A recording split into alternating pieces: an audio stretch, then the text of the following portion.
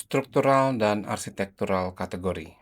Kedua kategori ini kadangkala memiliki benda yang sama, contohnya dinding.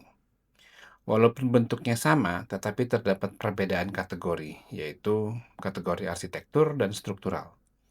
Kategori struktur ini memiliki keunikan.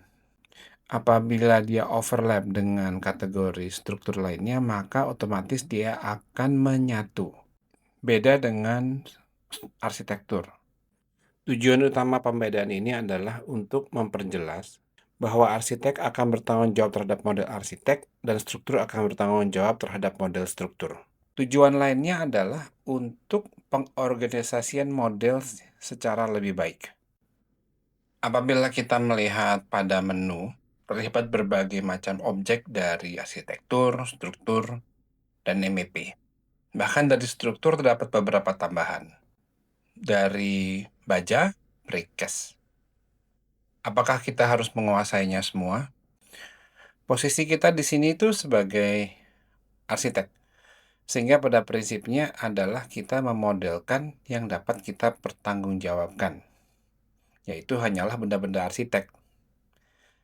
Tetapi kadangkala kita harus membuat benda-benda yang non-arsitek sebagai acuan atau referensi pada disiplin lain. Ini terkait dengan ukuran model dan posisi. Contohnya, kita harus membuat kolom struktural atau balok struktural sebagai acuan posisi disiplin struktur dalam menentukan posisi balok dan benda-benda mereka. Demikian juga dengan posisi lampu dan stop kontak.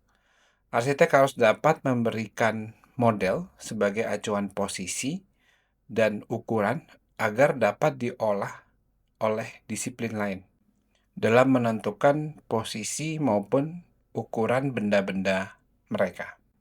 Jadi, arsitek menggunakan model dari disiplin lain hanya bersifat sebagai referensi saja.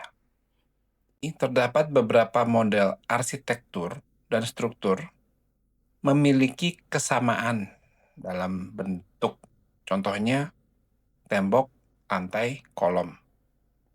Bagaimana kita menyikapinya atas kesamaan ini? Sebagai arsitek, kita menggunakan model ini hanya sebagai finishing. Contoh, lantai. Terdapat kategori struktur dan arsitektur.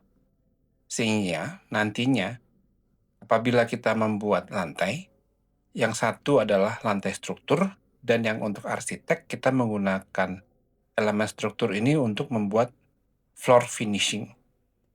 Dan yang kedua adalah kita menggunakan elemen-elemen struktural ini sebagai referensi disiplin struktur dalam membuat model struktur mereka. Model yang overlap antara model struktur dan arsitektur adalah tembok, lantai, dan kolom. Tetapi, terdapat benda lain, struktur lainnya yang sering kita gunakan, yaitu dalam membuat balok. Ini layak untuk kita pelajari, tetapi ada juga lainnya, yaitu seperti balok anak.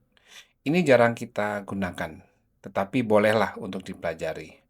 Truss, ini bisa kita ganti dengan loadable family generic dengan kategori struktur nantinya.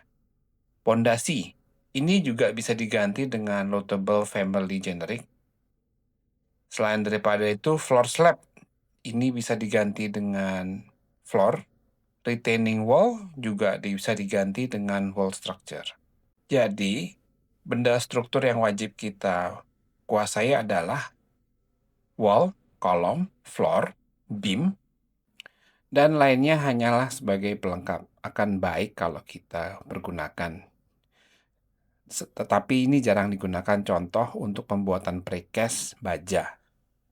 Harap diingat bahwa salah satu kelebihan benda struktural adalah apabila benda ini overlap secara otomatis akan menyatu dengan benda struktural lainnya. Secara visual ini lebih baik.